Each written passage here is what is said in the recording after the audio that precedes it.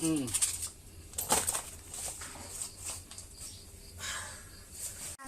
วอันนี้จะเตรียมซอยให้ไก่เขาเนาะส่วนหนึ่งก็มาให้แล้วอันนี้เขาไว้ให้ลวกอันนี้จะเตรียมไว้ให้ไก่ที่กันซอยให้ไก่ผสมลงไป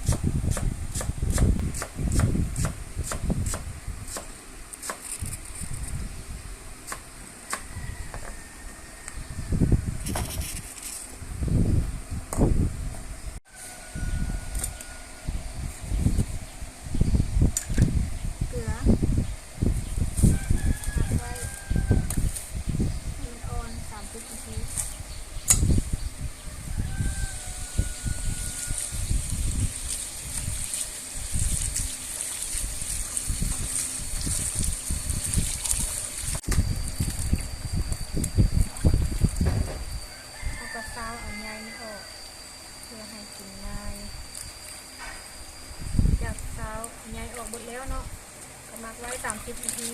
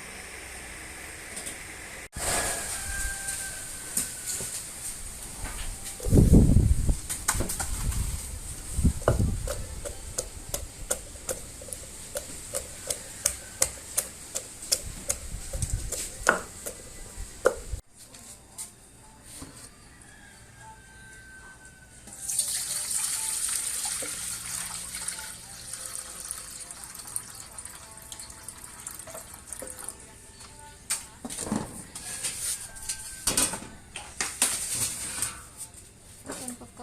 ระเทียม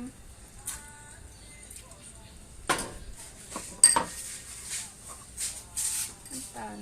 น้อยหนึ่งแป้งนัวน้อยหนึ่งเกลือ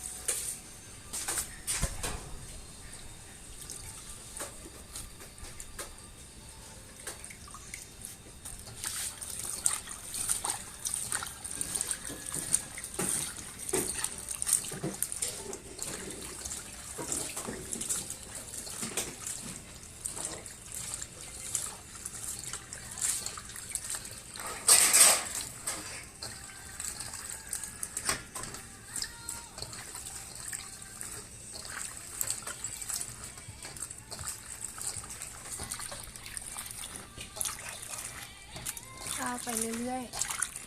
ๆมันจะเป็นไวเนาะแล้วเขาก็ซีมเอา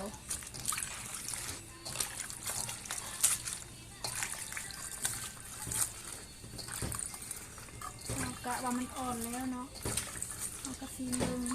ถ้ามันจัดก็ต้องคืนเกลือ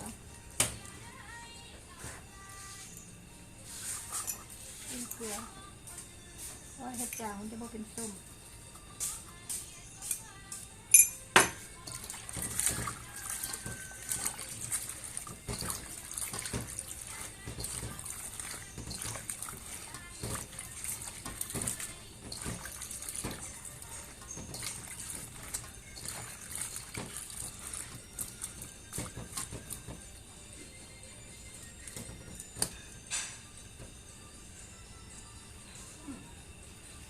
ทำลำแล้ว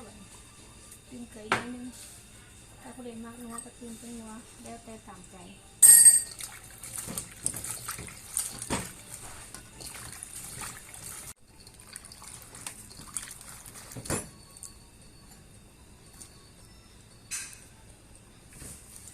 ต้องเติมเกลือเอาเค็มๆหน่อยนึงเพื่อหยวกออกมันจะจางมันจะบ่เป็นส้ม